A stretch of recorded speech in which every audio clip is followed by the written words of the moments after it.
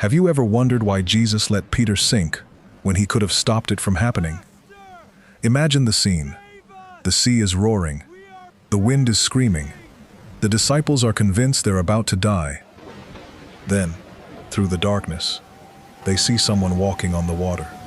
It's Jesus. Peter can hardly believe his eyes.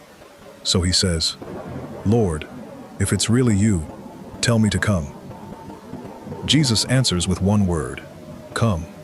Peter steps over the side of the boat. One step, then another.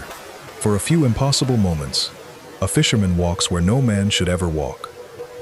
Not because the sea became calm, not because the storm disappeared, but because his eyes were fixed on Jesus.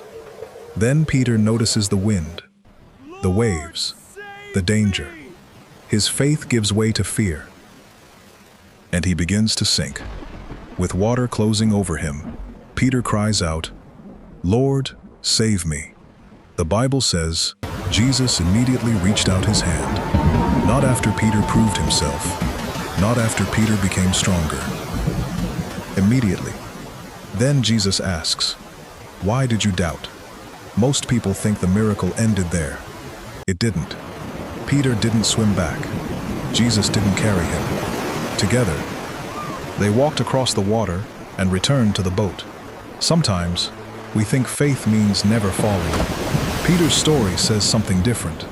Faith is knowing that when you cannot keep yourself above the waves, Jesus is already reaching for you.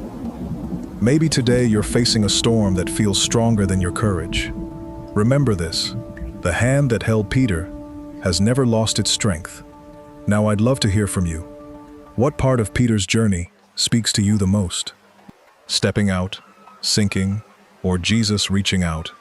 Tell us why in the comments. And if this encouraged you, consider subscribing to Wilderness Scroll for more stories like this, because someone reading your story today may discover the courage they need for tomorrow.